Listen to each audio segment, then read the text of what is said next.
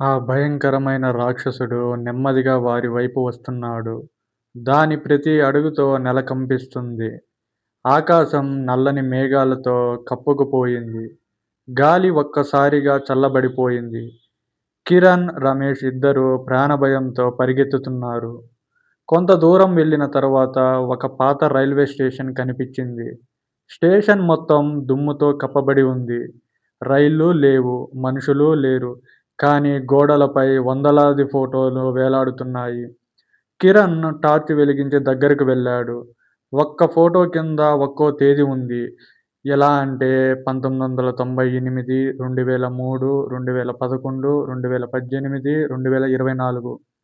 ఆ ఫోటోలన్నీ అదృశ్యమైన మనుషులవే. ఒక్కసారిగా కిరణ్ గుండె ఆగిపోయినంత పని అయింది. అందులో చివరి ఫోటో అతనిదే. కింద తేదీ 2028. ఇది ఎలా సాధ్యం? అని కిరణ్ భయంతో అడిగాడు. అప్పుడే వెనక నుంచి ఒక స్వరం వినిపించింది. ఎందుకంటే నువ్వు ఇప్పటికే ఇక్కడికి వచ్చావు. కిరణ్ వెనక్కి తిరిగి చూశాడు. అక్కడ నిలబడి ఉన్న వ్యక్తిని చూసి అతని శరీరం మొత్తం వణికిపోయింది. అతను కిరణ్ లాగే ఉన్నాడు. కానీ వయసు 60 సంవత్సరాలు. తెల్ల జుట్టు, ముడతలు పడిన ముఖం, కళ్ళలో అంతులేని బాధ. "నువ్వెవరు?" అని అడిగాడు కిరణ్. ఆ వృద్ధుడు చిన్నగా నవ్వాడు. "నేనే నువ్వు. ఇక్కడ 40 సంవత్సరాలుగా చిక్కుకున్న నువ్వు." కిరణ్ ఒక్క అడుగు వెనక్కి వేశాడు. "అది అసాధ్యం. నేను ఇప్పుడే వచ్చాను." వృద్ధ కిరణ్ నెమ్మదిగా తల ఊపాడు. "అక్కడ కాలానికి అర్థం ఉండదు. ఇక్కడ గతం, వర్తమానం, భవిష్యత్తు అన్నీ ఒకేసారి జరుగుతాయి. నువ్వు ఇప్పుడు చూసేది నీ భవిష్యత్తు." అంతలో ఆ రాక్షసుడు స్టేషన్ ముందు ఆగిపోయాడు. దాని శరీరం మొత్తం వేలాది ముఖాలతో నిండి ఉంది. ఆ ముఖాలన్నీ ఒకేసారి సహాయం కోసం అరుస్తున్నాయి. వృద్ధ కిరణ్ నెమ్మదిగా చెప్పాడు.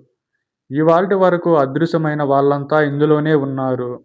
ఇది వారి ఆత్మలను తనలో బంధించుకుంది. ఇప్పుడు నీ వంతు."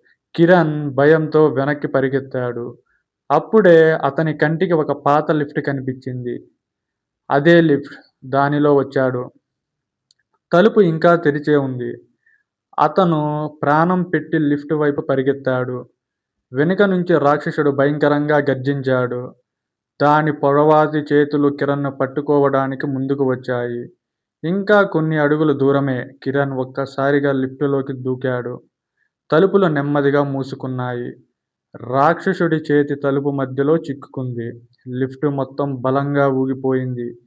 కిరణ్ అత్యవసరంగా గ్రౌండ్ బటన్ నొక్కాడు. ఒక్కసారిగా లిఫ్ట్ కిందకి పడిపోవడం మొదలైంది.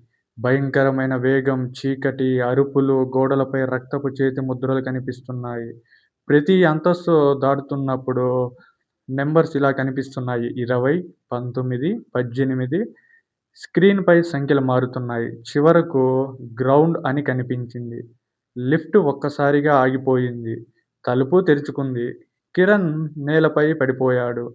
అతను మళ్ళీ స్కైలైన్ హైట్స్‌లోనే ఉన్నాడు. ఉదయం అయిపోయింది. అన్నీ మామూలుగా ఉన్నాయి. ఏమీ జరగనట్టే. కొన్ని రోజుల తర్వాత కిరణ్ ఆ రాత్రి రికార్డ్ చేసిన వీడియోను ఎడిట్ చేస్తున్నాడు. మొత్తం వీడియో చూశాడు. ఆశ్చర్యంగా అతను చూసిన రాక్షసుడు ఎక్కడా కనిపించలేదు. రమేష్ కూడా కనిపించలేదు. వృద్ధ కిరణ్ కూడా కనిపించలేదు. వీడియోలో అతను ఒక్కడే చీకట్లో పరిగెత్తున్నట్టు అంటే నాకు భ్రమ కలిగిందా అని అనుకున్నాడు.